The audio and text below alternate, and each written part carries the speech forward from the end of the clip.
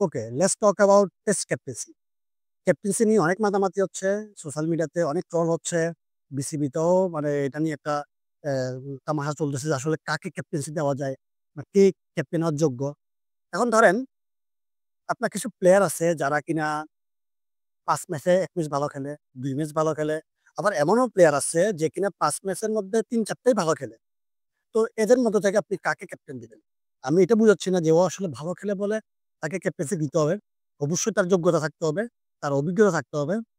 কিন্তু ক্যাপ্টেন্সিতে পারফরম্যান্সটা খুবই ইম্পোর্টেন্ট। আপনি যখন পারফর্ম করতে পারবেন না, লাইক তখন আপনার মিডিয়ার একটা প্রেশার থাকবে, নিজের উপর পারফর্ম করার একটা প্রেশার থাকবে। সোশ্যাল মিডিয়ারও আজকাল একটা আপনার প্রেশার দেখা যায়। সর্বোপরি যে পারফর্ম করে সে আসলে ক্লিয়ার থাকে। ওর নিজের মাইন্ড থেকে ক্লিয়ার থাকে না এটলিস্ট আমি পারফর্ম করতেছি, আমি প্লেয়ারদেরকে মোটিভেট করতে পারবো, আমি সবকিছু হ্যান্ডেল করতে পারবো, আমি কোচ হ্যান্ডেল করতে পারবো, আমি মিডিয়া হ্যান্ডেল করতে পারবো।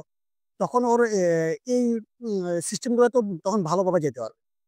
অ্যা রিসেন্ট টাইমে সোশ্যাল মিডিয়াতে দেখা যাচ্ছে যখন তাইজুল ইসলাম তার আগ্রহ দেখাচ্ছে যে ও টেস্টে ক্যাপ্টেন্সি করতে চায়। তখন অনেক হাসি তামাশা হচ্ছে, অনেক ট্রল করতেছে ওকে নিয়ে। আমি জানি না সেটা কেন হচ্ছে। মানে ক্যাপ্টেনকে কি অবশ্যই দেখতে অনেক স্মার্ট হইতে হবে, অনেক স্মার্টলি কথা বলতে হবে। ওইগুলোর উপর ভিত্তি করে যদি আপনি ক্যাপ্টেন দেন তাহলে আল্টিমেটলি কি হবে? ওই আমরা লাস্ট আমরা যেগুলো দেখে আসি, পারফর্ম করতে পারতেছে না। ৫-৭ ম্যাচে ২-১ টাতে পারফর্ম করতেছে। একটা ম্যাচে পারফর্ম করলেই ও টানা ৫-৭ টা ম্যাচ খেলে ফেলতেছে এজ এ ক্যাপ্টেন। তো এরকম হইতে থাকবে। ভাই তাইজুল ইসলাম আপনার চোখে, আমার চোখে যেভাবেই হোক, দেখতে যেমনই হোক, ওর কথা বলার স্টাইল যেমনই হোক, আমার মনে হয় লাস্ট ৫-৭ বছর ধরে বাংলাদেশ টেস্ট ক্রিকেটের বেস্ট পারফর্মার হচ্ছে তাইজুল ইসলাম। এটা আমরা আসলে কেউ ডিনাই করতে পারব না। এটা সত্য।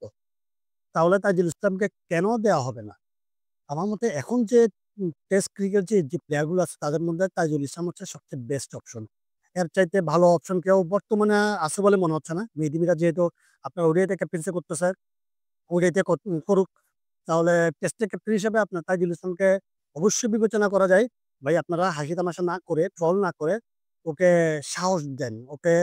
ও যে সাহস নিয়ে ক্যাপ্টেন্সি করার যে একটা মনোভাব তৈরি করতেছে, ও যে সাহস করতেছে সেটার জন্য আসলে ওকে বাহবা দেওয়া দরকার। আমরা তো আসলে বাঙালি। আমরা আসলে বাবা না দিয়ে আমরা ওর সবকিছু চিন্তা করি। ও ফেসে গিয়ে কথা বলতে পারবে কিনা, ওর লুক সুন্দর না, ও স্মার্টলি ছবি তুলতে পারে না, স্মার্টলি কথা বলতে পারে না। আমরা আসলে এসব জিনিস বেশি জাজ করি। এগুলা না করে ওকে সাহস দেন। আর এজন্যই আমার মনে হয় তাইজুল ইসলাম আপনার এখন বর্তমানে টেস্ট ক্যাপ্টেন্সি করার জন্য একদম পারফেক্ট একটা প্লেয়ার।